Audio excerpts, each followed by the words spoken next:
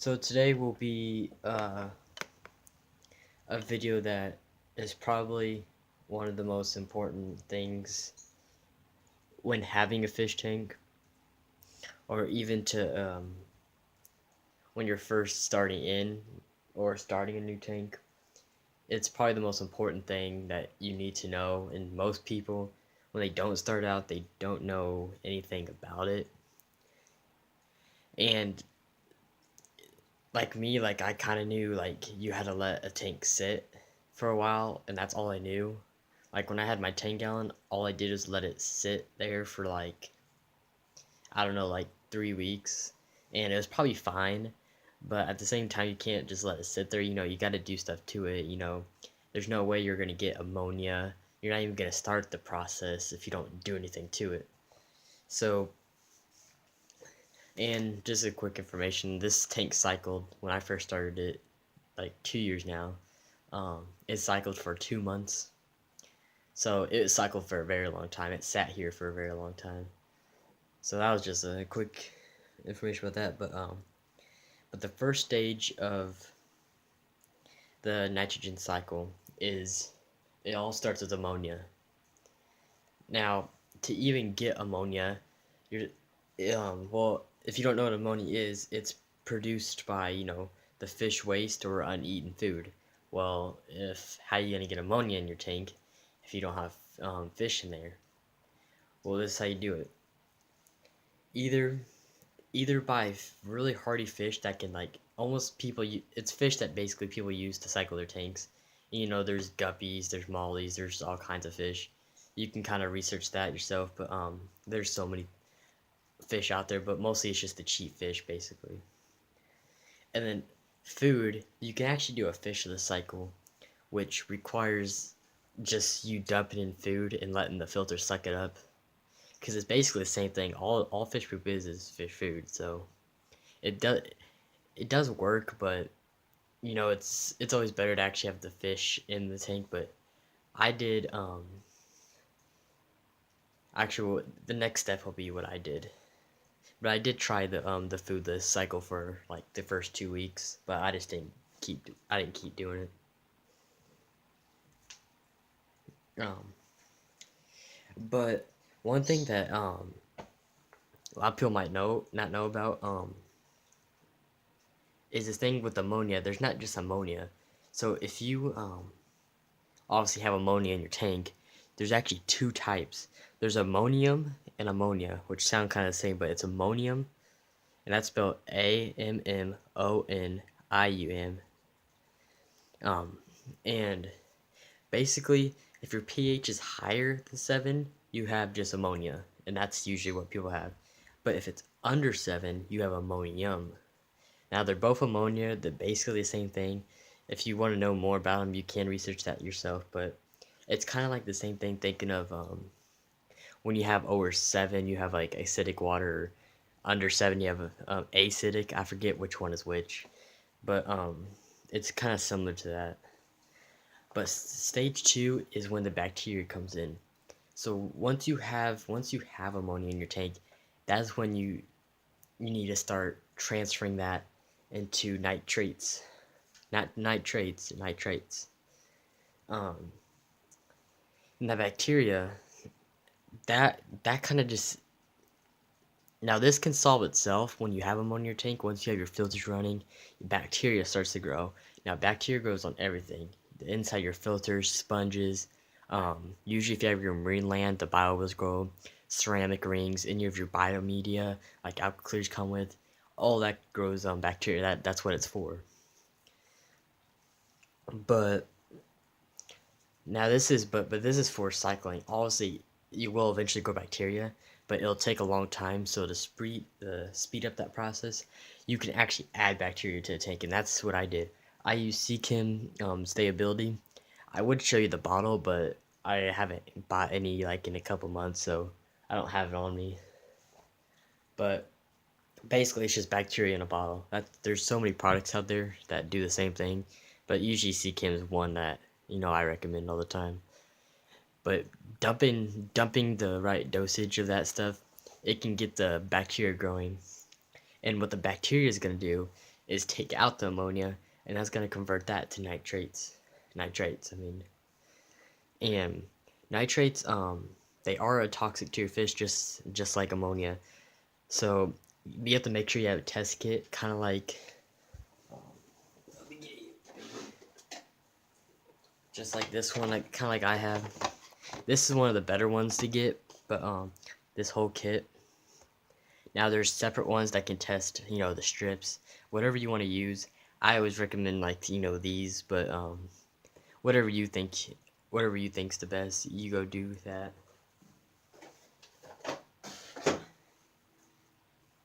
But after, so that's basically, and that's gonna take, once you even put the bacteria in the tank, I would say the first 2 or 3 weeks. That's when it's gonna be 2 or 3 weeks by then, before the nitrates nitrites go away, and that's gonna turn, which is next stage, that's gonna convert into nitrates. Now nitrates, they're not as harmful. They will harm if you have a lot of it though, so you definitely need to check that way. But the quickest way to get rid of them is, that's when you can start doing your partial water changes, weekly water changes. I do 2 a week. I used to do every Wednesday, which I still do. I used to do 25 with the gravel clean, but I've kind of mixed it up. I do like 1 bucket, which is like a 10% water change with the gravel clean or sand bed clean. And on Saturday, I do another like 10-15%. So it's still 25%. I just kind of, spread it out a little. That's usually the only way you can get rid of that. There's no other way. I mean, there should be chemicals that deal with that, but just do a water change. It's easy. But yeah, really, I mean, that's the process. I mean, I kind of said that quick, but you know, if we talk about bacteria, like I was saying, how it grows on anything, and it's all this goes with saltwater tanks too. And honestly, saltwater tanks have even a more advantage most of the time, because they have, live rock, live sand, so their tanks can be established in a couple weeks to 3 weeks, really. And especially if they borrow salt water from a friend, or, I mean, do any of that, your tank can be cycled, in a week. But obviously, when you're first starting out, you don't know anything. It is going to take a while before you get your tank start going, but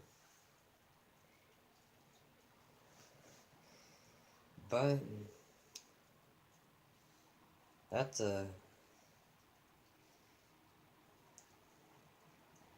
oh, and trying to think, I was gonna say this during the ammonia.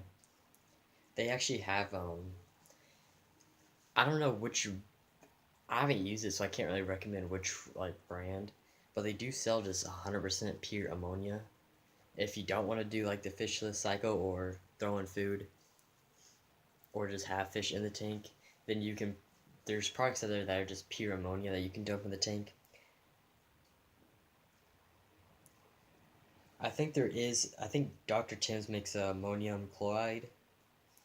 You can look that up. I'm pretty sure he makes a product that's actually called ammonium chloride, and that's basically 100% pure ammonia. You dump that into your tank, and that starts basically the ammonia.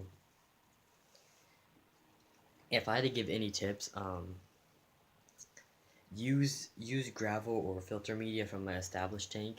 Now, obviously, if you're just starting out, then that's kind of, it's whatever. You're just starting out, so you can't really do any of this. But say like my next tank, I'm probably gonna use established stuff from this tank and put it to that tank, and that's gonna basically step up the process and make it faster.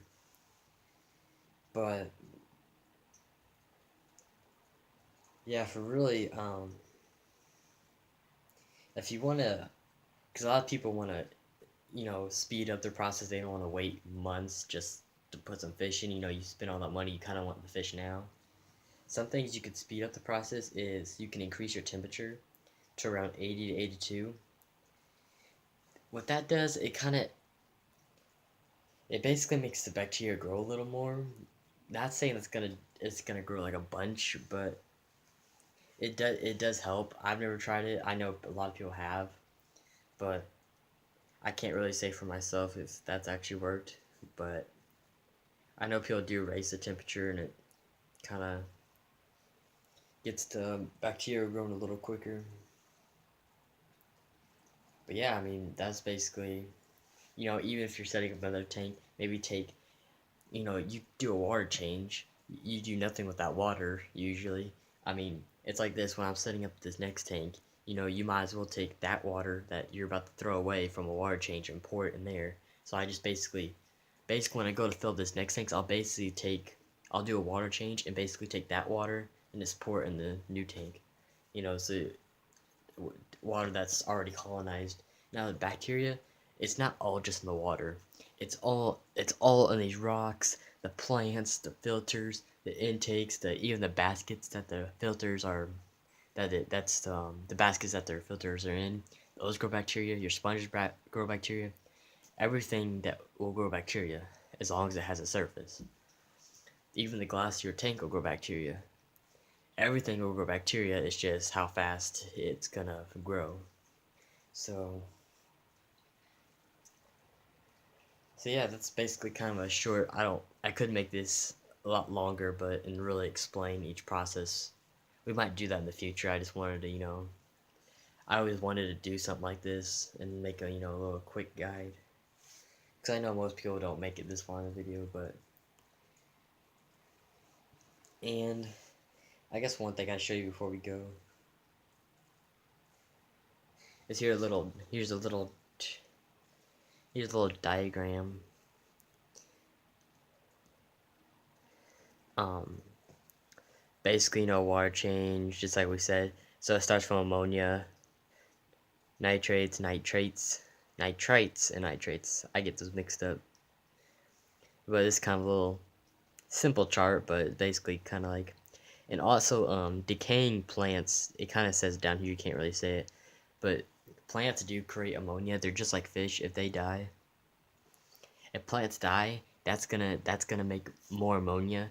I kind of figured that out myself when I always knew that, but I really experienced it myself not too long ago when a plant was actually dead this entire time, and I pulled it out and my ammonia went back to zero. So, but basically, dead fish, dead plants, those will create a lot of ammonia in your tank if you don't take care of them. But then when your ammonia is out of whack, your nitrites, and they get all whacked up too and go all over the place. But just make sure you have a test kit. Always checking weekly, maybe a couple times a week if you can. I know some people have the strips, and the strips are very expensive, and you don't really get a lot.